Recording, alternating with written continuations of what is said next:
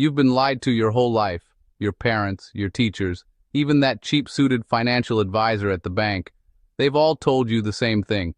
Cut up your credit card. It's the devil. Only use it in emergencies. And do you know who are the only ones following that advice? People who are always broke.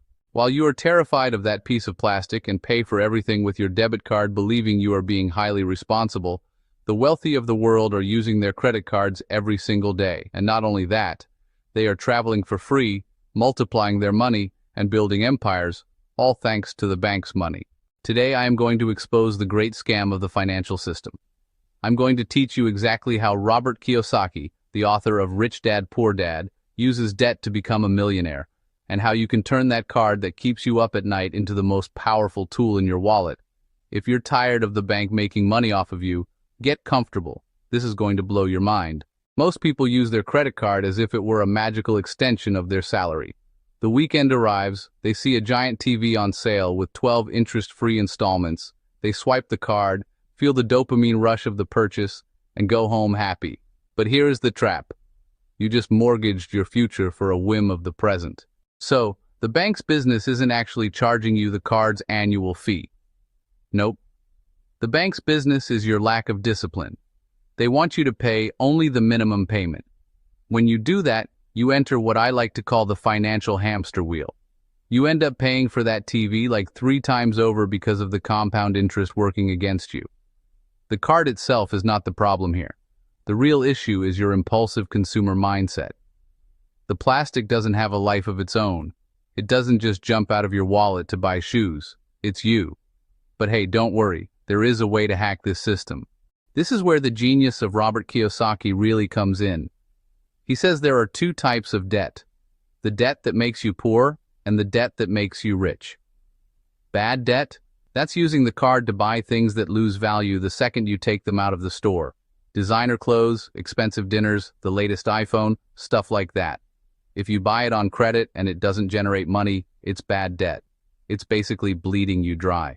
Good debt, on the other hand, is using the bank's money to buy assets, things that actually put money in your pocket. So imagine this. You want to start a small online business and you need $1,000 for inventory. The poor person says, I don't have the money, I can't do it.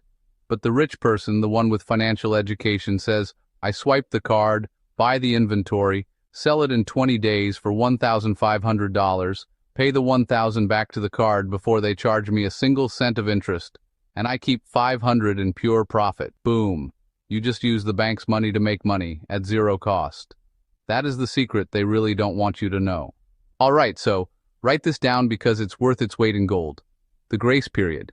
When you buy with a credit card, the bank gives you up to 40 days to pay off that debt without charging you a single cent of interest.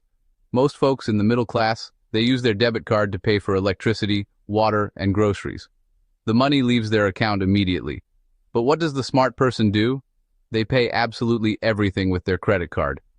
Then, they put their untouched salary into an investment account that gives them a daily yield. Yeah, that's compound interest working in their favor. So, for 40 days, their money is growing. When the credit card payment date arrives, they take the money out of the investment, pay off 100% of the card, and keep the generated profit. You're not spending more. You're just strategically delaying the payment so your money works for you. Think about it. You are using the bank as your unpaid employee. If you're going to spend money on food and gas anyway, why not get something in return?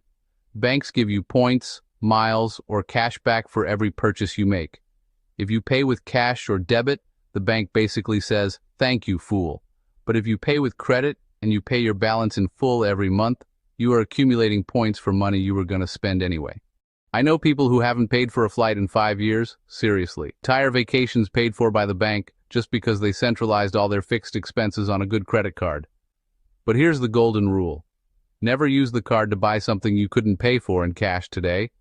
If you follow this rule, you'll be, honestly, pretty much invincible. There are 2 types of people at the end of the month when the bank statement arrives. The slave opens the envelope with fear, looks at the minimum payment and sighs with relief because, they have enough to cover it, but they don't realize they just signed their own sentence to 5 years of paying brutal interest rates. Then there's the asset owner. Opens the envelope, smiles seeing the 5,000 points they accumulated, checks that their investments made some money, and pays off the total debt with one click. They rule the system. The difference between the slave and the owner isn't how much money they make. I've seen doctors making $10,000 a month drowning in credit card debt, and office workers making $2,000 traveling the world thanks to points. The difference is financial education. A credit card is like a scalpel. In the hands of a monkey, it's a deadly weapon that will cause a disaster.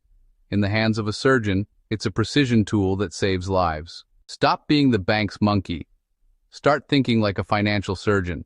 Control your impulses, use the grace period, accumulate the rewards, and build your empire with other people's money. If this video opened your eyes and made you realize the time and money you've lost, don't stay quiet. Subscribe right now. Smash that like button so the algorithm understands there's real value here, and share this video with that friend you know is terrified of credit cards. Let me know in the comments, do you pay your balance in full? Or are you still falling into the minimum payment trap? I want to read them. See you at the top of your financial freedom, where the banks work for you.